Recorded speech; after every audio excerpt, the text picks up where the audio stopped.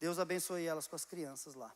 Amém? Queridos, vamos abrir as nossas Bíblias em Lucas, no capítulo 15, dos versículos 11 ao versículo 32. E eu quero avisar a cada um de vocês também que a nossa live agora é no YouTube, tá bom? Pode ser que futuramente a gente faça YouTube e Instagram, mas agora nós estamos fazendo no YouTube, tá bom? Então eu postei lá nas redes sociais, se tiver algum parente, alguém que esteja acompanhando os nossos cultos, o link está lá no Instagram e eles podem acessar no YouTube, tá bom? Outro aviso que eu quero dar também é que na quarta-feira nós teremos o nosso encontro de homens, às 8 horas, aqui no nosso prédio anexo, onde foram as outras reuniões. Então, se você já participou com a gente, volte, está sendo uma bênção. E convida um amigo para estar aqui também. É um tempo que a gente tem junto ali, de 1 hora, para conversar um pouco sobre a palavra de Deus, para orarmos juntos e nos fortalecermos como família do Senhor. E na quinta-feira à noite, às 6h30, nós teremos o nosso encontro de casais lá na casa do Felipe e da Helena, tá? Então, quinta-feira, às 6h30, o nosso encontro de casais lá. Nós tivemos o nosso primeiro encontro no mês passado, foi uma bênção. Então, quero encorajar vocês a estarem com a gente lá na quinta-feira. Ah, pastor, mas a semana está puxada, porque tem aniversário, porque tem isso. Glória a Deus, gente. Porque tem semana que a gente fica só dentro de casa. Tem uns que gostam, tem outros como eu, que gostam de estar na rua. Mas não é toda semana que é assim, tá? É uma semana ou outra. Então vamos aproveitar essa semana e festejar, tá em comunhão, tá junto uns com os outros, tá bom? E nos alegrar. Então, quarta-feira, homens, 8 horas aqui na igreja. Quinta-feira, 6h30, lá na casa do Felipe e da Helena. Amém? Amém? Amém, glória a Deus. Queridos, nós estamos na nossa jornada, na nossa série de mensagens, moldados pelo caráter de Cristo. Essa série de mensagens é baseada no livro de Lucas e nós já estamos na 4ª mensagem. Nós falamos sobre a humildade que nos coloca no nosso lugar. Nós falamos sobre a compaixão que nos move para a ação. E nós falamos sobre a generosidade que liberta o nosso coração do dinheiro, das posses ou das coisas materiais deste mundo. E hoje nós estamos chegando no coração do Evangelho. Nós iremos falar sobre o perdão. Nós chegamos a uma das histórias mais famosas que Jesus já contou.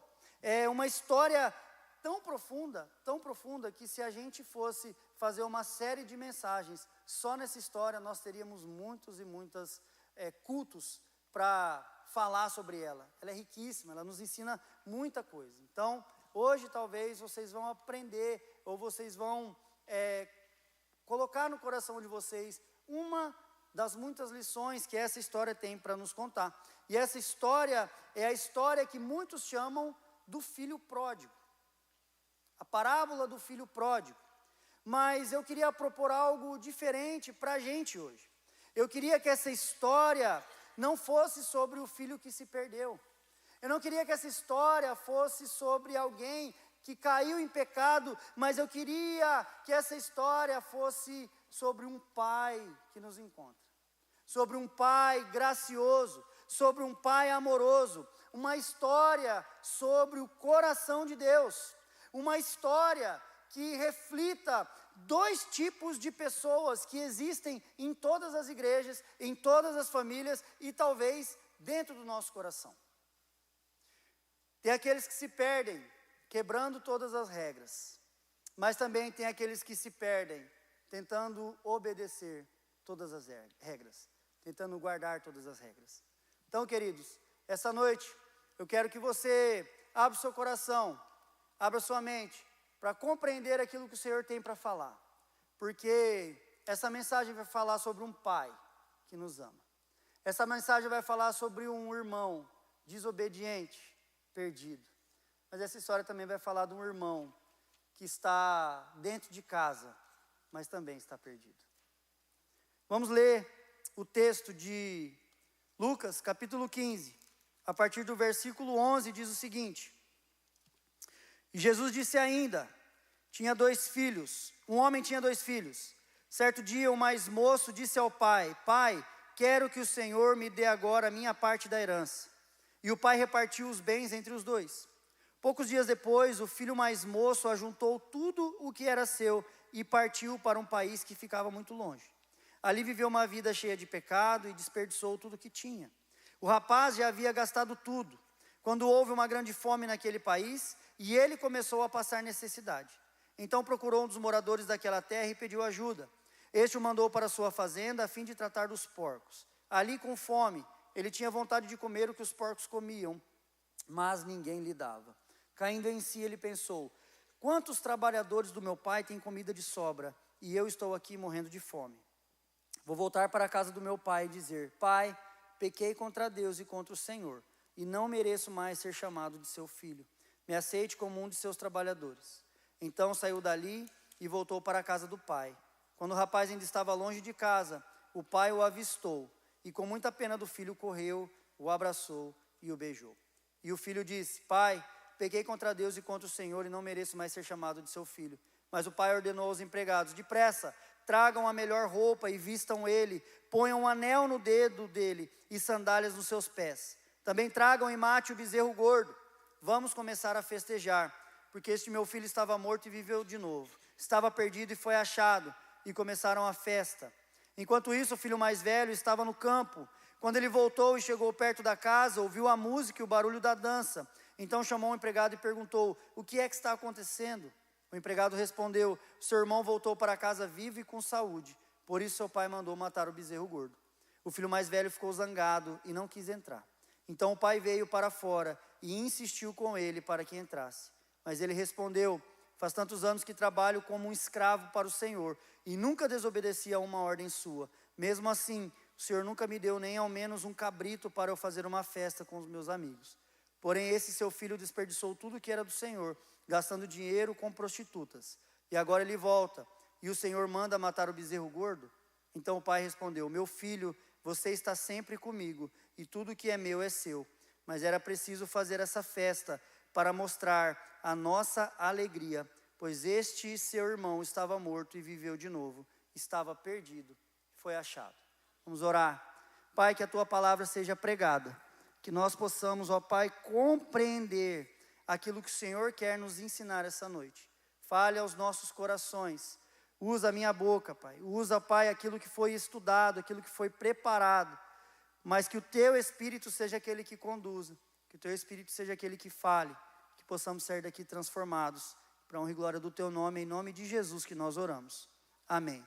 Queridos, essa história conta de 2 filhos perdidos. De 2 filhos que estão longe do Pai. De 2 filhos desobedientes, rebeldes, porém cada um em uma realidade diferente. Ambos precisam desesperadamente da mesma coisa: a graça escandalosa de um pai que corre na sua direção. Meus irmãos, vamos mergulhar nessa história e vamos entender junto sobre o coração perdoador do nosso Deus. E essa história tem 3 personagens. Tem o filho mais novo, tem o pai e tem o filho mais velho. Então nós vamos traçar um pouco da característica e aprender um pouco sobre cada um desses personagens. E o primeiro deles é o filho mais novo, é o filho pródigo. E é alguém que estava perdido no pecado, porém se arrependeu. Porém abriu o seu coração. Queridos, no versículo 12, o Senhor Jesus começa contando a parábola, dizendo que certo dia o mais moço disse ao pai: Pai, quero que o Senhor me dê agora a minha parte da herança. Meus irmãos, talvez na nossa realidade de hoje isso não seja um big deal. Talvez para nós hoje não seja algo grande. Chegar para o pai e pedir herança: Pai, eu tenho uma terra para comprar, e será que não dá para o Senhor me dar minha parte da herança aí, que vai ajudar, e vai ajeitar meu lado e tal? Não, beleza, filho. Não, queridos. Naquela época, pedir a sua parte da herança quando o pai era vivo, era a mesma coisa que você está dizendo para o pai: pai, para mim o senhor já está morto, eu não me importo com você, eu apenas quero aquilo que o senhor pode me dar. Quando o filho mais novo chega para o pai e pede metade da herança, essa é a mensagem que o pai recebeu: pai, eu não me importo com o senhor, eu quero que o senhor me dê aquilo que o senhor tem, porque é isso que faz a diferença na minha vida. Pai, eu desejaria que o senhor estivesse morto neste momento, para que eu pudesse pegar a metade do meu dinheiro e fazer aquilo que eu quero. Meus irmãos, essa é a essência do nosso pecado, porque a essência do pecado não é apenas quebrar uma regra.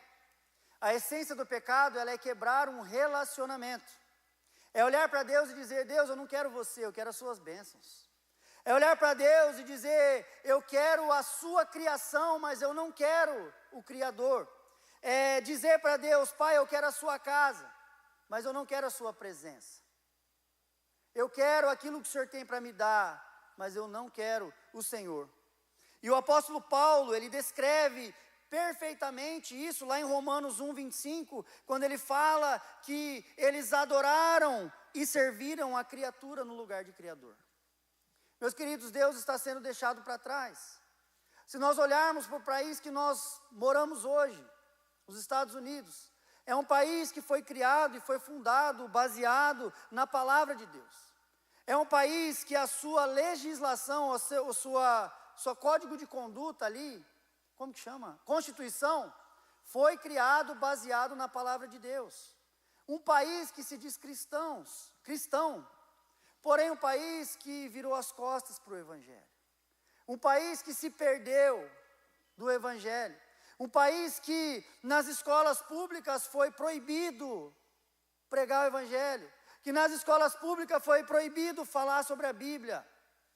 Um país onde nós temos, muitos aqui participam de uma competição, onde Deus é alguém muito grande, onde Deus é falado, onde nós temos a oração. Sim, nós temos uma oração antes do evento começar, porém o nome de Jesus não é mencionado. Não sei quantos de vocês já perceberam nisso, mas quando eles oram no nome que está acima de todo nome. Eles não falam: nós oramos em nome de Jesus. Por quê? Porque isso pode dar problema para eles, porque isso pode trazer algo que não vai monetizar bem o suficiente. E assim nós vemos, em pequenos detalhes, o nome de Jesus sendo tirado, a palavra de Deus sendo tirada. E olha que aqui ainda está bom. Se nós olharmos para a Europa, se nós olharmos para o nosso Brasil, nós vamos ver que isso se repete ainda mais.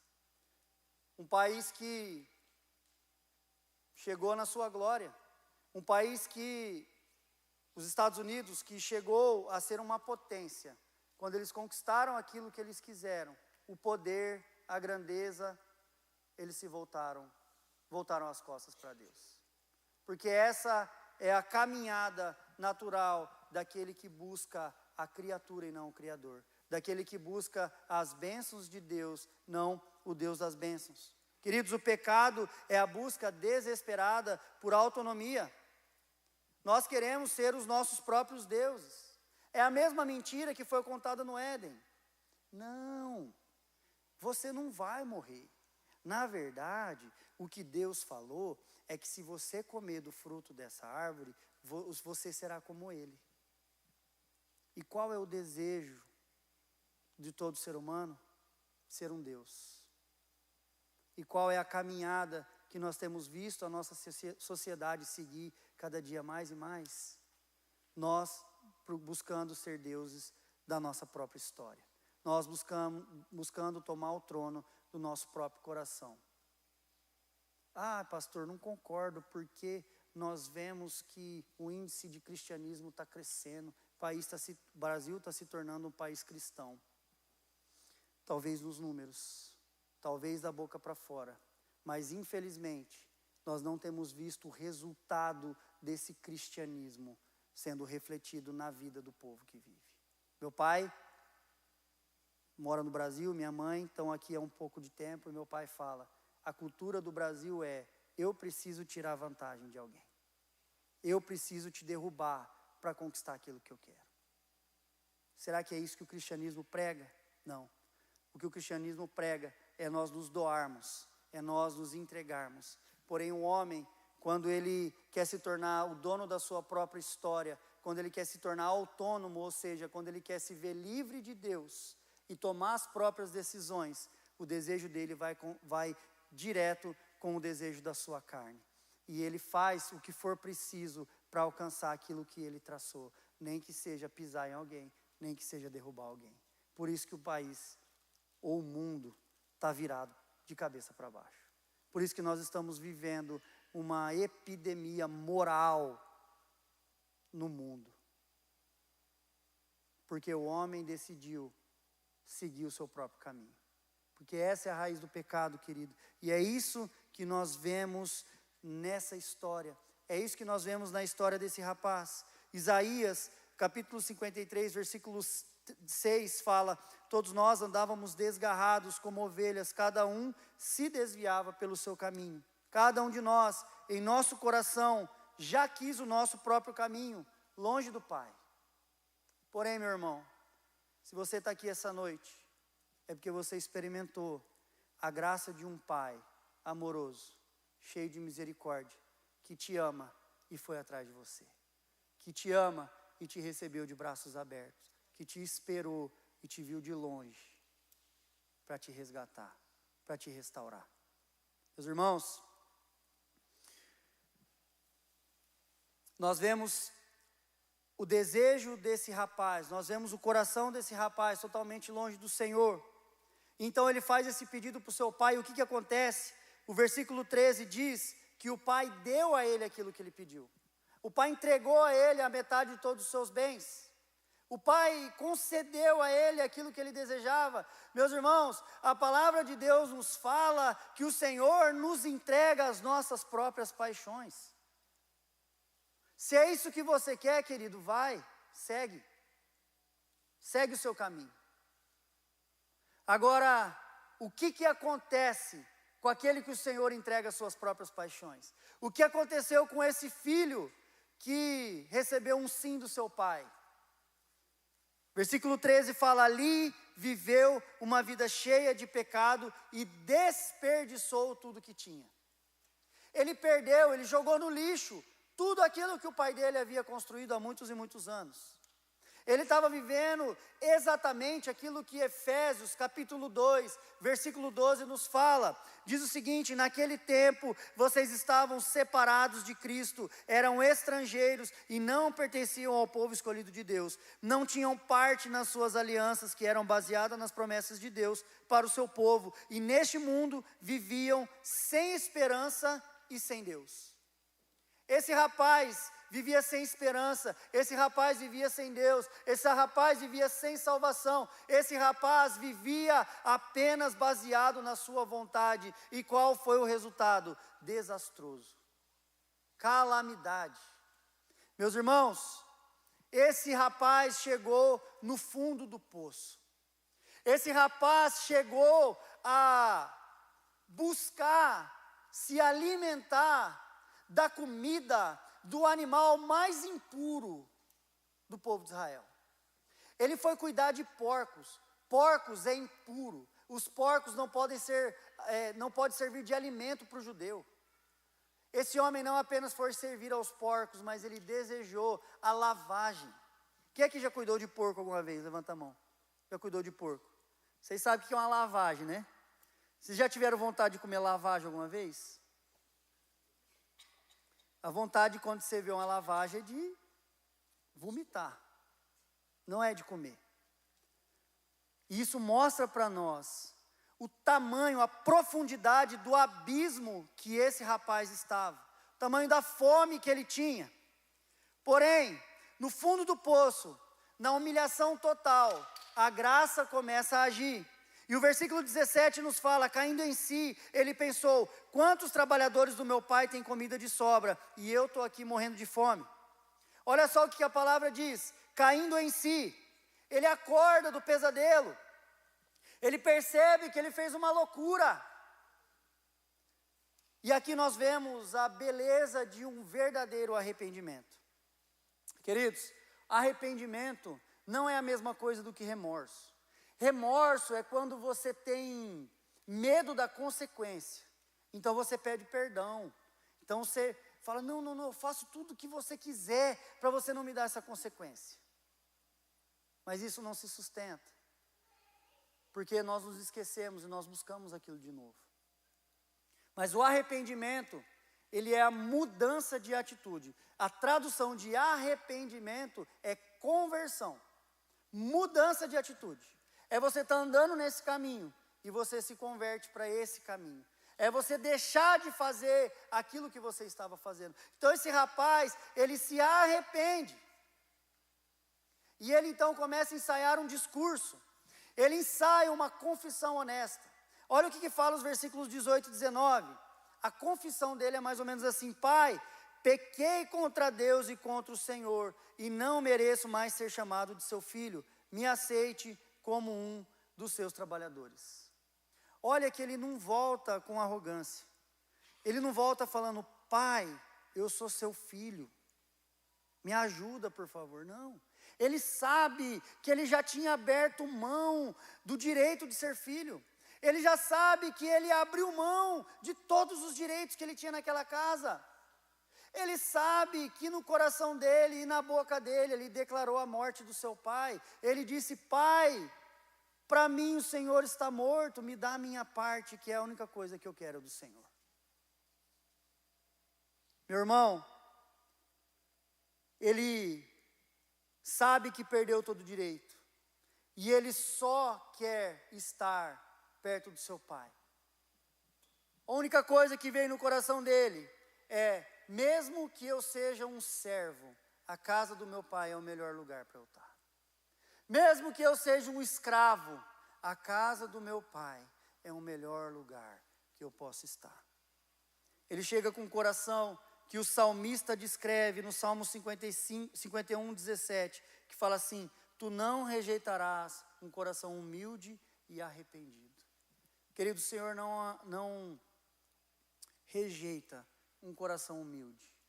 O Senhor não rejeita um coração arrependido. Mas Ele rejeita, sim, o coração orgulhoso, arrogante.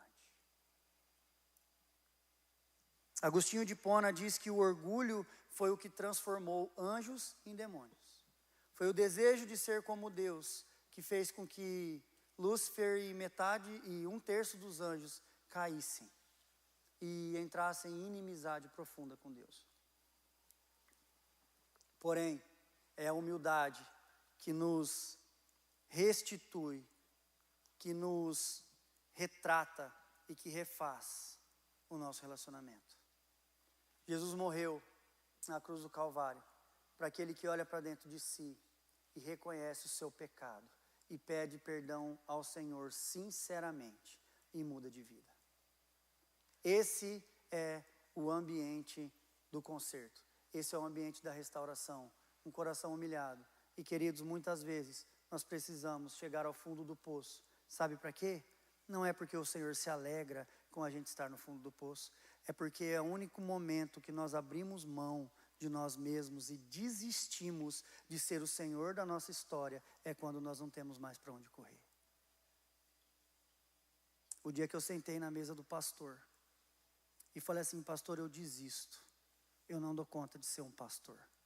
Eu abro mão da igreja. Hoje é o último culto que nós estamos fazendo aqui. Maio de 2024. A partir dali, o Senhor começou a reinar e a tomar conta dessa igreja. A partir dali, o Senhor começou a ser o centro da mensagem, do louvor e de tudo que a gente faz aqui. Foi quando eu desisti. Porque até então, queridos, eu estava querendo ser o Senhor da igreja. Eu estava querendo ser o pastor, que agrada todo mundo, para ver uma igreja lotada. Não era o que Deus queria, mas Ele é um Deus gracioso, misericordioso. E sabe o que Ele fez com a gente? Ele nos resgatou com a sua graça. Meu irmão, desiste.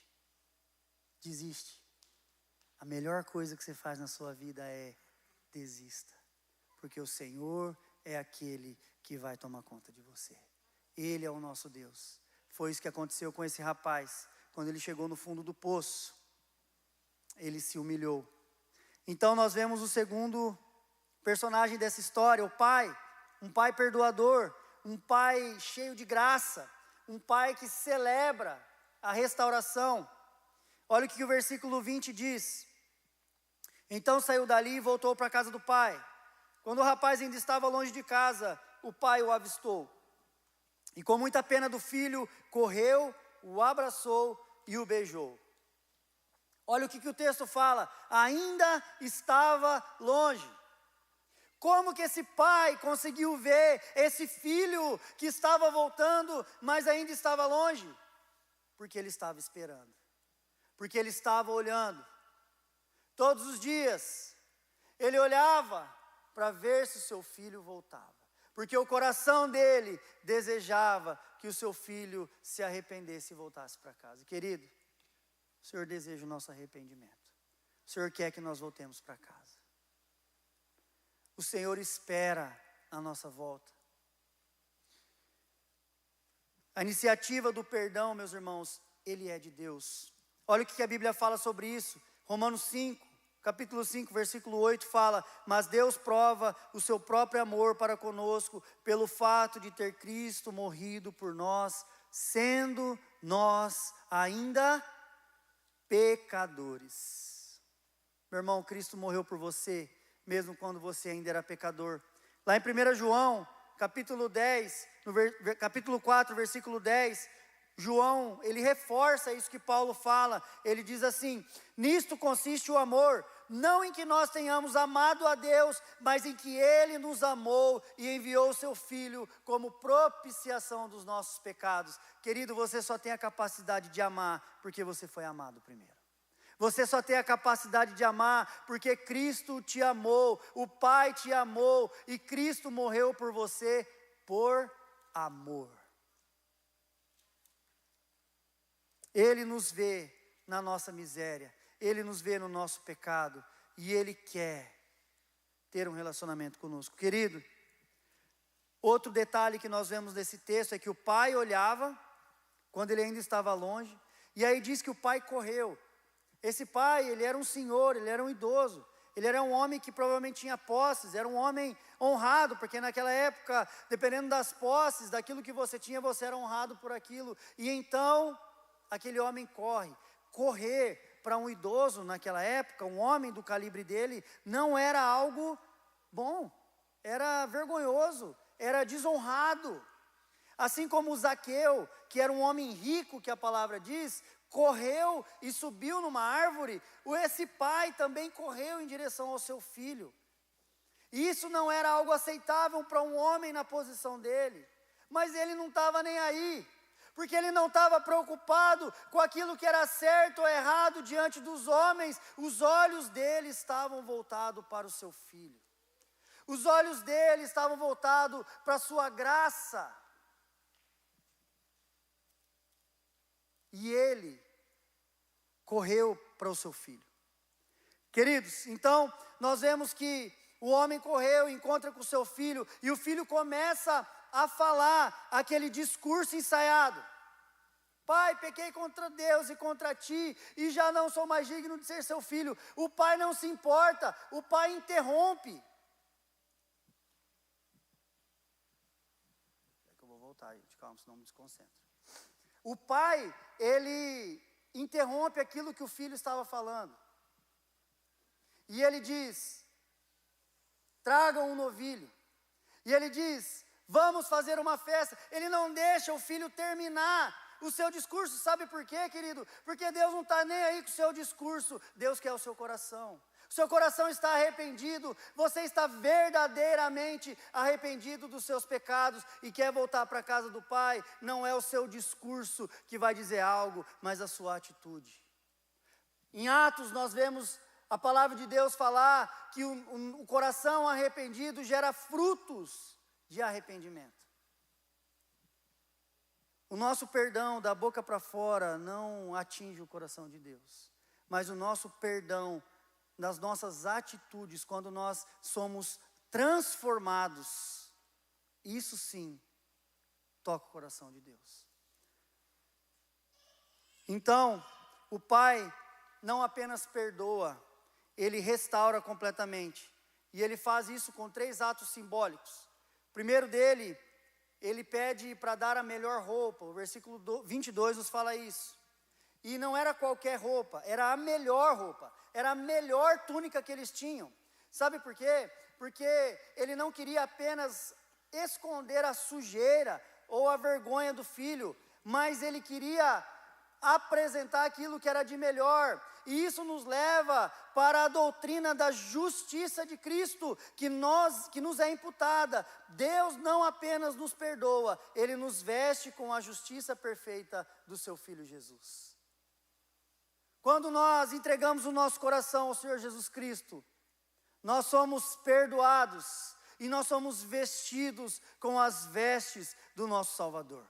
Então, quando Deus nos olha, Ele não nos olha pelas nossas sujeiras, Ele nos olha pela veste, pela túnica, pelo sangue derramado do seu Filho Jesus Cristo na cruz do Calvário.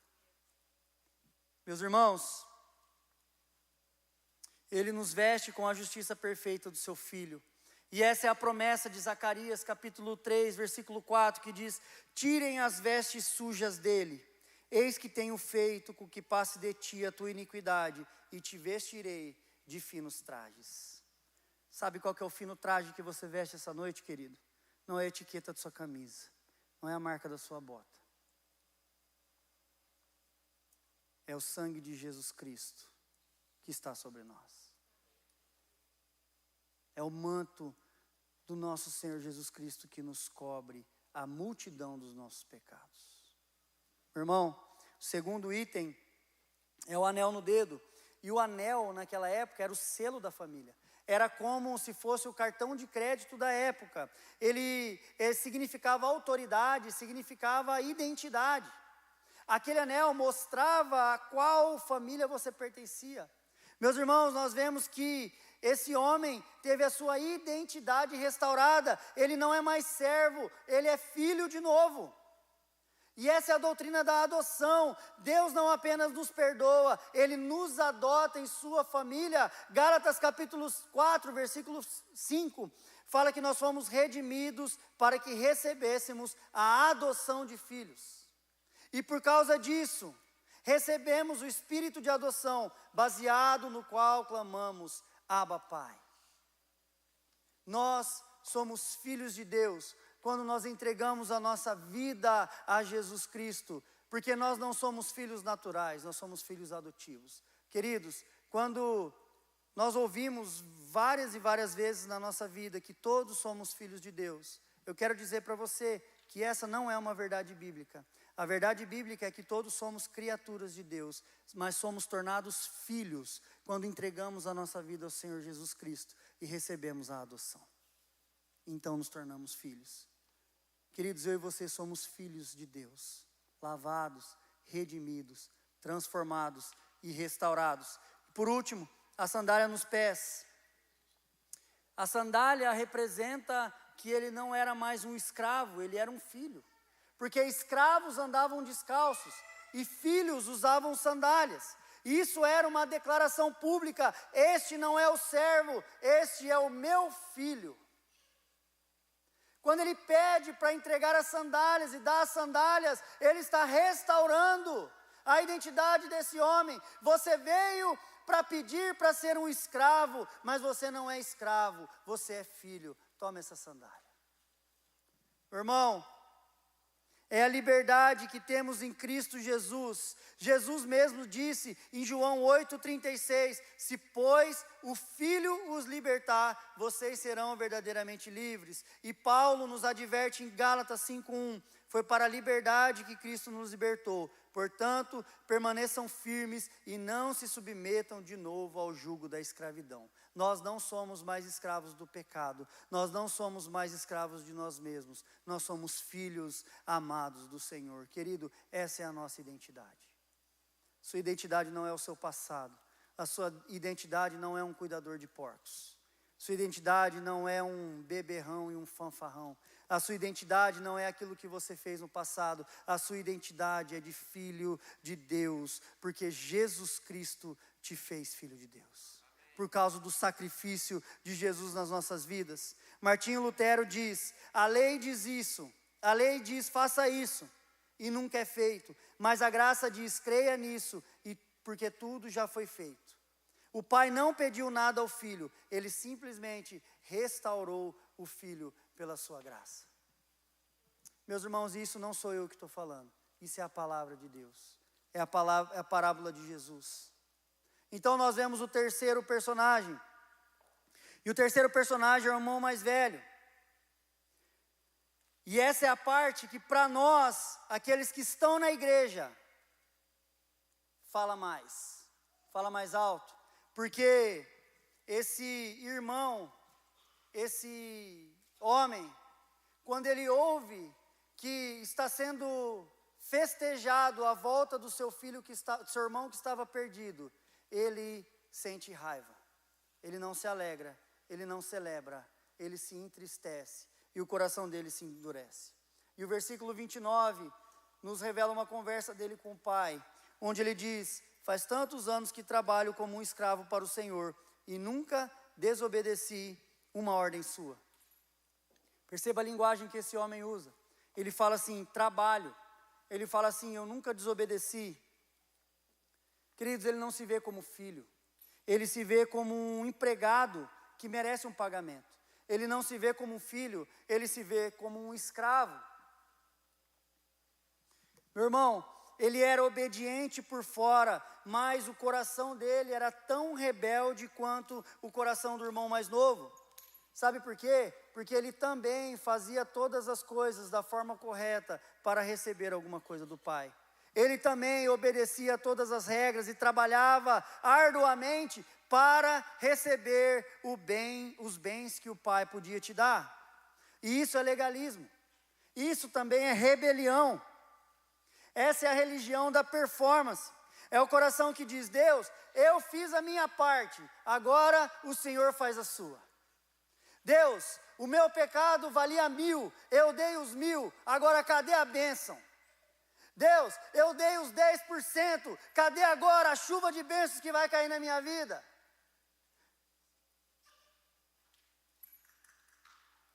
Não é assim com o Senhor. Meus irmãos, nós não fazemos barganha com Deus. Deus não troca bênção por dinheiro. Deus não troca bênção por adoração. Deus não troca bênção por trabalho na igreja. Deus não troca bênção por nada. Não é uma troca. Ele é o dono da bênção. Ele dá a sua bênção para quem Ele quiser. Não adianta a gente fazer nada.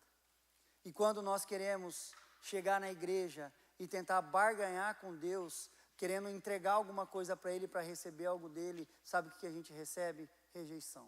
O Senhor não recebe esse tipo de adoração. O Senhor não recebe esse tipo de oferta. Ah, pastor, como assim? Deus não rejeita, Deus é amor. Tá bom, vai falar para Caim. Caim só matou Abel porque Deus rejeitou a oferta dele. A palavra de Deus fala que o marido que maltrata a sua esposa, a sua oração é rejeitada. Toma. Toma, Bruno. Não adianta, gente. Vai pedir perdão para a esposa primeiro. Ah, pastor, mas eu não estava errado. Aí você vai discutir com Deus. Pede perdão e vai orar, para que o Senhor receba as suas orações. Deus rejeita sim oração. Deus rejeita sim oferta. Deus rejeita sim fogo estranho. Porque Ele não olha aquilo que nós estamos entregando. Ele olha a motivação do nosso coração. Queridos, Romanos capítulo 10, versículo 3 diz que desconhecendo a justiça de Deus e procurando estabelecer a sua própria, não se sujeitaram ao que vem de Deus. Essa é uma atitude de fariseu. E Jesus condenou essa atitude lá em Mateus. Ele olha para os discípulos, eles falam que eles eram como sepulcros caiados.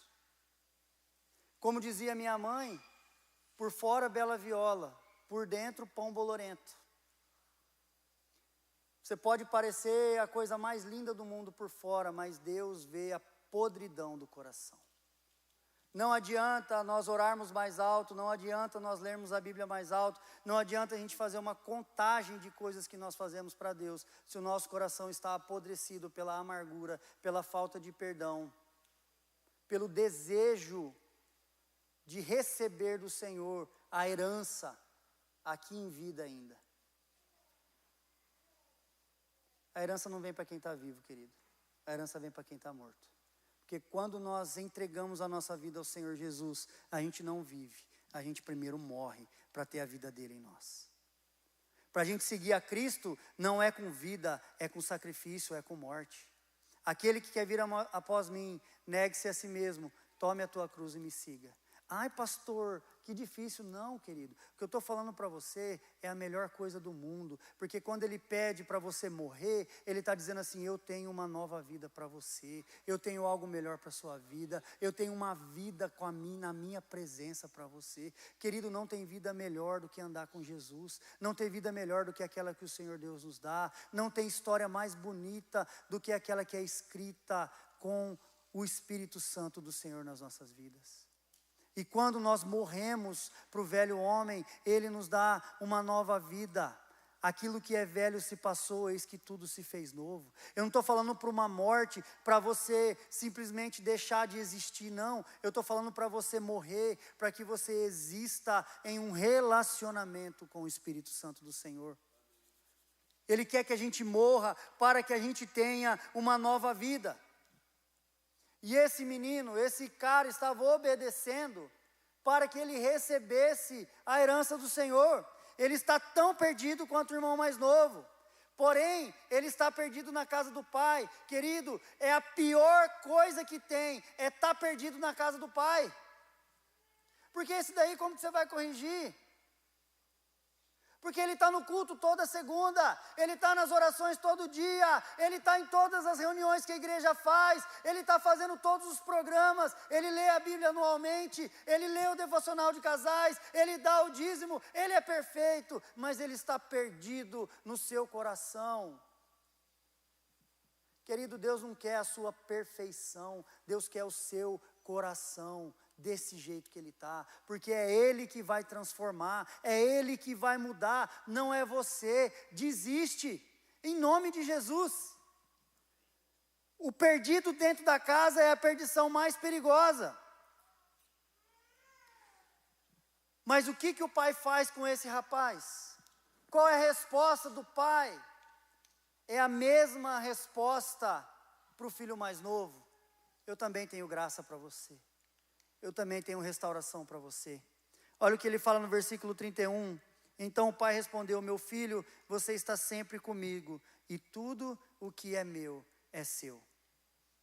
O pai lembra a identidade desse menino. Ele diz, meu filho, você é filho, você não é escravo, você não é empregado, tudo que é meu é seu. Você já tem tudo. Mas aquele que é legalista, ou seja, aquele que vive debaixo da lei, eu faço o que é certo, eu sou honesto, eu pago os meus impostos, eu leio a Bíblia, eu conheço os mandamentos de Deus, mas você, seu pecador, você vai para o inferno. Esse tipo de gente, ele está tão preocupado em contar os seus méritos e contar os erros dos outros, que ele não tem tempo para ver a graça de Deus. Que ele não tem tempo para desfrutar daquilo que o Senhor tem na vida dele. Romanos 8,17 diz, somos herdeiros de Deus e co-herdeiros com Cristo. A herança já é nossa pela graça e não por obras. Efésios diz, pela graça sois salvos mediante a fé, e isso não vem de vós, é dom de Deus, não vem de obras, por quê? Para que ninguém se glorie. Não vem de obras, vem de Deus. Tim Keller diz que aqui Jesus está mostrando que há duas maneiras de ser o seu próprio Salvador. Presta atenção nisso. Uma é quebrando todas as regras morais e dizendo, eu vou criar a minha própria felicidade. Essa é uma forma de estar perdido. E existe uma outra forma, que é guardando todas as regras morais e dizendo: eu vou ganhar a minha própria felicidade. Um vai dizer: eu vou criar a minha própria felicidade, e outro está dizendo: eu vou ganhar a minha própria felicidade. Queridos, ambos são formas de se rebelar contra a graça de Deus. Queria chamar a banda aqui na frente, aqui em cima, por favor. E eu quero concluir dizendo que nessa história, Jesus ele está mostrando um espelho para a gente.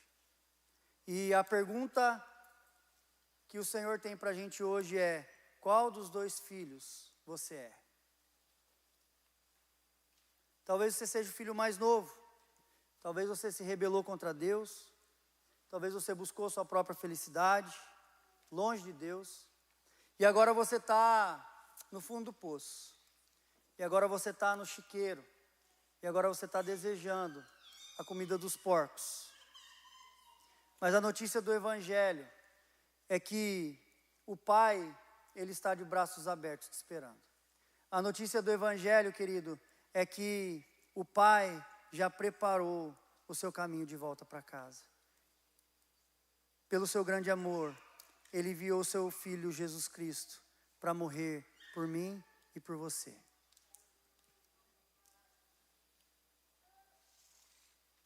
Ou talvez, e este é um dos maiores perigos de nós que estamos dentro da igreja, talvez você seja o filho mais velho. Você é fiel, você serve, você nunca falta o culto, mas o seu coração está cheio de amargura, o seu coração está cheio de justiça própria, ou você sente que Deus está te devendo algo, ou você acha que Deus ele tem que dar mais para você do que para o irmão do lado. A notícia para você também, queridos, é que o Evangelho serve para você. É que Jesus também morreu pelo seu pecado. E o convite dele para você é: saia desse lugar do mérito. Saia desse desejo de trabalhar para Deus para merecer algo de Deus. Porque aquilo que Ele tem para nós é de graça. Entenda, querido. Entenda que eu não estou falando que você não deve servir na igreja. Entenda que eu não estou falando que você não deve praticar a sua generosidade. Não estou dizendo que é para você deixar de desenvolver os seus dons e talentos e usar eles na casa do Senhor. Entenda que eu não estou falando nada contra o serviço a Deus. Muito pelo contrário. Nós queremos que você sirva. Nosso conselho para você é: sirva ao Senhor. Se voluntarie em um ministério. O que eu estou querendo dizer aqui, queridos, é uma postura de um coração que serve o Senhor, buscando receber as bênçãos do Senhor. E o Senhor não troca a bênção por nada. O Senhor nos abençoa por causa do seu caráter gracioso, bondoso, perdoador, misericordioso e abençoador. Ele nos abençoa porque Ele pode, e Ele nos abençoa porque Ele quer. E nada disso tem interferência minha e sua. Obviamente, um pai vai abençoar um filho que é obediente. Obviamente, um pai vai entregar na mão do filho algo que ele tem a capacidade de desenvolver. Jesus conta outra parábola dos talentos, que o Senhor deu um talento para um, 5 para outro, 10 para outro. Que o Senhor conhece e o Senhor nos prepara para aquilo que Ele quer nos dar. Porém, Ele não nos dá porque nós somos bons. Ele nos dá porque Ele é bom. Porque é Ele mesmo que nos prepara dia após dia para receber aquilo que Ele tem para nos dar. Irmão, saia do merecimento. Entenda de uma vez por todas, que tudo que você recebeu de Deus é através da sua graça, é através da sua misericórdia e do seu amor. Entenda que você não precisa estar pronto, que você não precisa estar perfeito para ser batizado, mas você precisa ter a consciência de que você necessita de Jesus Cristo na sua vida. porque você é um pecador, porque você é um perdido. Entenda, querido, que essa igreja não é para perfeitos. Essa igreja é para aqueles que entregaram a sua vida a Jesus Cristo e estão buscando ser transformado por Ele dia a dia. Glória a Deus, que o Senhor me fez desistir lá em 2024, porque se eu não desistisse lá, Ele já teria acabado com tudo isso aqui. Mas pela sua graça, pela sua misericórdia, pelo seu amor, Ele nos restaurou. E Ele está nos fazendo uma igreja viva, uma igreja atuante, e uma igreja que está centrada no seu Filho Jesus. Ele é tudo o que nós temos, porque dele, por Ele e para Ele são todas as coisas. E eu quero fazer um momento de